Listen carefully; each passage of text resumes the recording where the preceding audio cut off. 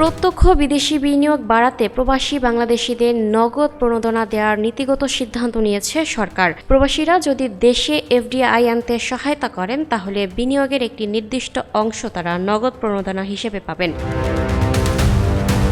সোমবার ২৬শে জানুয়ারি রাজধানীর তেজগাঁওয়ে প্রধান উপদেষ্টার কার্যালয়ে বাংলাদেশ বিনিয়োগ উন্নয়ন কর্তৃপক্ষের গভর্নিং বোর্ডের এক সভায় এই সিদ্ধান্ত নেওয়া হয়। সভায় সভাপতিত্ব করেন প্রধান উপদেষ্টা অধ্যাপক মোহাম্মদ ইউনুস। সভা শেষে ফরেন সার্ভিস একাডেমিতে এক ব্রিফিংয়ে বিডার নির্বাহী চেয়ারম্যান চৌধুরী আশিক মাহমুদ বিন হারুন জানান, নতুন এই উদ্যোগের মাধ্যমে প্রবাসী বাংলাদেশিদের বিস্তৃত নেটওয়ার্ক ব্যবহার করে দেশে নতুন বিনিয়োগ আনার লক্ষ্য নেওয়া হয়েছে। অনুমোদিত প্রস্তাব অনুযায়ী কোনো প্রবাসী বাংলাদেশি যদি দেশে ইকুইটি বিনিয়োগ আনতে ভূমিকা রাখেন তাহলে সেই বিনিয়োগের ওপর ১.২৫% নগদ প্রণোদনা পাবেন। এটি প্রবাসীদের জন্য একটি স্বীকৃতিস্বরূপ প্রণোদনা, যা প্রবাসী আয়ের বিদ্যমান ক্যাশ ইনসেন্টিভ ব্যবস্থার মতোই কাজ করবে। চৌধুরী আশিক মাহমুদ বলেন, ব্যক্তিগত ভোগের জন্য অর্থ পাঠানোর পরিবর্তে যারা শিল্প ও ব্যবসা খাতে বিনিয়োগ আনবেন, এই নীতির মাধ্যমে তাদের উৎসাহিত করা হবে। কোনো প্রবাসী যদি $10 কোটি ইকুইটি বিনিয়োগ আনতে সহায়তা করেন তাহলে সরকার তাকে $12,50,000 প্রণোদনা দেবে। এই উদ্যোগের পেছনে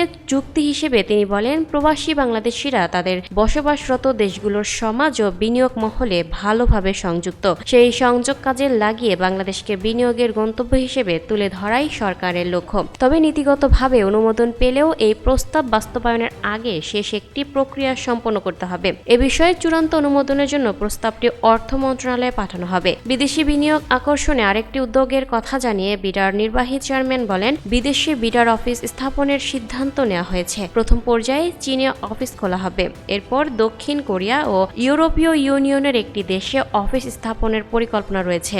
তিনি জানান, এসব অফিসে স্থায়ী বেতন ভিত্তিক বিনিয়োগের পরিবর্তে কমিশন বা পরিবর্তনশীল পারিশ্রমিক ব্যবস্থায় জনবল নিয়োগ দেওয়া হবে। বিনিয়োগ আনতে পারার সাফল্যের ওপর ভিত্তি করেই তাদের পারিশ্রমিক নির্ধারিত হবে। চীনের ক্ষেত্রে স্থানীয় ভাষা ও বাজার সম্পর্কে অভিজ্ঞ চীনা নাগরিকদের নিয়োগ দেওয়ার বিষয়ে অগ্রাধিকার দেওয়া হবে। চৌধুরী আশিক মাহমুদ আরও জানান, দেশের 6টি বিনিয়োগ উন্নয়ন সংস্থাকে একীভূত করে একটি একক কাঠামোর আওতায় আনার রোডম্যাপ অনুমোদন দিয়েছে সরকার। সিঙ্গেল আমব্রেলা নামে পরিচিত এই ব্যবস্থার আওতায় বিডা, বাংলাদেশ অর্থনৈতিক অঞ্চল কর্তৃপক্ষ, বাংলাদেশ রফতানি প্রক্রিয়াকরণ অঞ্চল কর্তৃপক্ষ, হাইটেক পার্ক কর্তৃপক্ষ, পাবলিক প্রাইভেট পার্টনারশিপ কর্তৃপক্ষ এবং বাংলাদেশ ক্ষুদ্র ও কুটির শিল্প কর্পোরেশন, এই 6টি সংস্থাকে একীভূত করা হবে। তিনি বলেন, বর্তমানে প্রতিটি সংস্থার গভর্নিং বোর্ডের চেয়ারম্যানের দায়িত্বে সরকার প্রধান থাকায় প্রশাসনিক জটিলতা তৈরি হয়। অতীতে এসব সংস্থার বোর্ড সভা গড়ে 5 বছরে একবার অনুষ্ঠিত হয়েছে।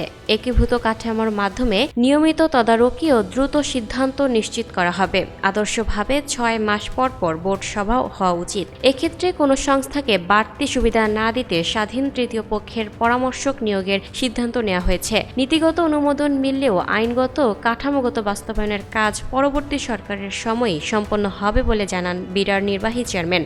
তিনি বলেন, আপাতত নতুন সংস্থার নকশা ও কাঠামো তৈরির কাজই অগ্রাধিকার পাবে। এছাড়া বিডার কার্যপরিধির আওতায় বেসরকারীকরণ প্রক্রিয়ার জন্য একটি আনুষ্ঠানিক নির্দেশনাও অনুমোদন দিয়েছে বোর্ড। আগে এ বিষয়ে নির্দিষ্ট দিক নির্দেশনা না থাকলেও নতুন সিদ্ধান্ত অনুযায়ী কমিশন ভিত্তিতে বিনিয়োগ ব্যাংক নিয়োগ দিয়ে সরকারি সম্পদ বেসরকারীকরণের পথ সুগম করা হবে বলে।